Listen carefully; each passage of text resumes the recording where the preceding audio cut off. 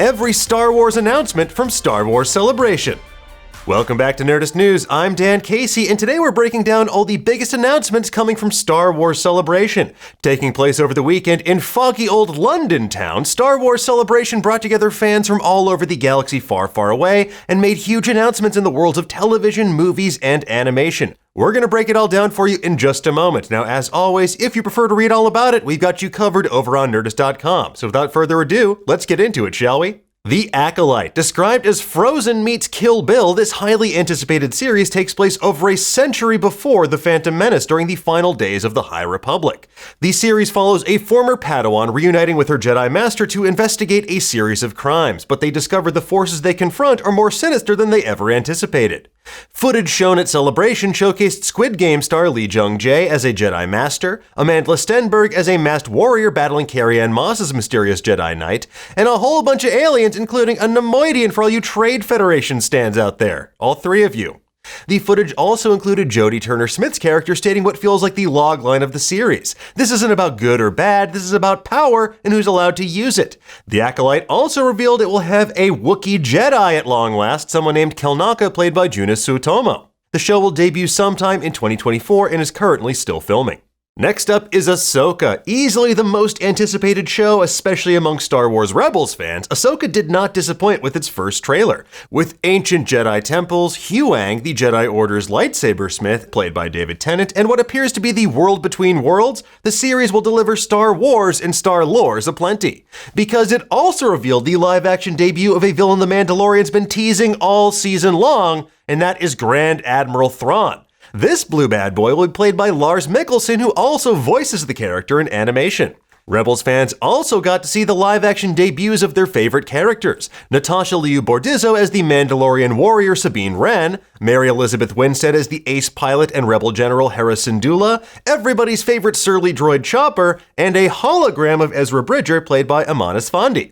Considering we saw Zeb Orrelios on a recent episode of The Mandalorian, it seems like the whole gang is poised to get back together. Well, maybe not the whole gang. Sorry, Kanan. But Ahsoka will need all the help she can get considering that Thrawn's being teased as the heir to the Empire and a deadly threat to a vulnerable galaxy ruled by a feckless and ineffectual New Republic government. As for how Thrawn and Ezra will return from deep space, well, I'm sure it's a whale of a tale, and we'll find out when the show debuts this August on Disney+.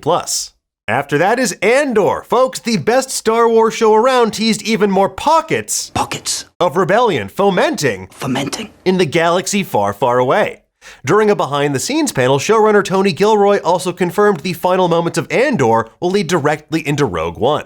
He said, "Our final scene of the show we've never made a secret about. We've been saying it from the very first junket. The final scene of the show is him walking to the ship to go to the Ring of Kafrene, walking right into Rogue One. So we're taking you right to that moment." Yeah, Ring of Kafrene. Great. Honestly, all I care about is if Sergeant Linus Mosk will report for duty again when the show returns in August 2024.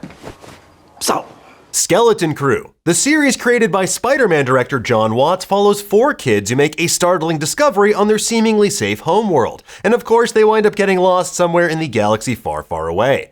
In first-look footage shown at Celebration, the kids encountered Nikto pirates, including one who was a part of Gorian Shard's crew on The Mandalorian. And this suggests the show could take place post-Return of the Jedi. As for Jude Law's mystery character, it seems like he's playing a Jedi as well. Or maybe he's pretending to be a Jedi in an elaborate reversal of the talented Mr. Ripley. We'll find out for certain when it comes to Disney Plus sometime this year. Now moving on from the small screen to the silver screen, Lucasfilm revealed 3 brand new Star Wars movies are coming, representing the past, present, and future of the galaxy far, far away.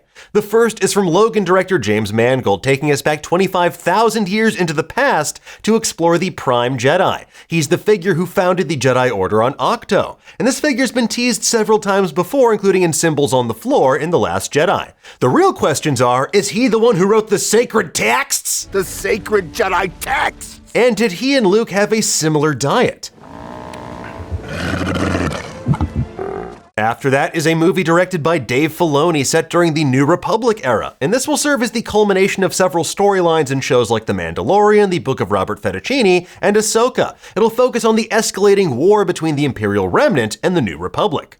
The third movie revealed is the secret Star Wars project that Damon Lindelof had been working on. Directed by Sharmeen Obaid-Chinoy, it will feature the return of Daisy Ridley as Rey. She's trying to build a new Jedi Order some 15 years after the events of the Rise of Skywalker. Why did it take so long to start a new Jedi Order? The answer is simple. Rey forgot where she buried those lightsabers on Tatooine. That's a lot of sand. And from there, we move on to the world of animation with Young Jedi Adventures. Set 200 years before The Phantom Menace, Young Jedi Adventures follows Jedi younglings studying the ways of the Force during the High Republic era. In addition to a second season of Tales of the Jedi animated shorts, Lucasfilm also confirmed the Bad Batch will return for a third and final season, which promises, among other things, the return of Ming-Na Wen as Fennec Shand.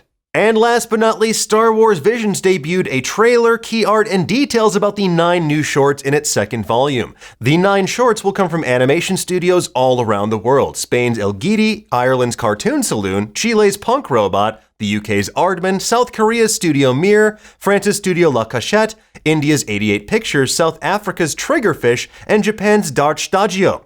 And look, as long as there's something even a fraction as cool as that lightsaber parasol from Volume 1, I am extremely on board. Now, as for other bits and bobs from the galaxy far, far away, Kathleen Kennedy confirmed to IGN the long-gestating Lando series is apparently still alive and well. She also spoke to Variety to confirm that much like Palpatine, Taika Waititi's Star Wars project isn't dead. But as with any Star Wars movie or series announced these days, I'll believe it when I see it. Your eyes can deceive you, don't trust them. Anyway, folks, there you have it. Those are the biggest announcements in live-action television, movies, and animation from Star Wars Celebration. And we'll have deeper dives into all things Star and Wars for you in the days ahead over on Nerdist.com. For now, though, tell us, what do you think? Which Celebration announcement had you the most hyped, and why? Perhaps it is time to begin again. Let us know in the comments below, and for the latest and greatest in the world of pop culture, make sure you stay tuned to Nerdist.com.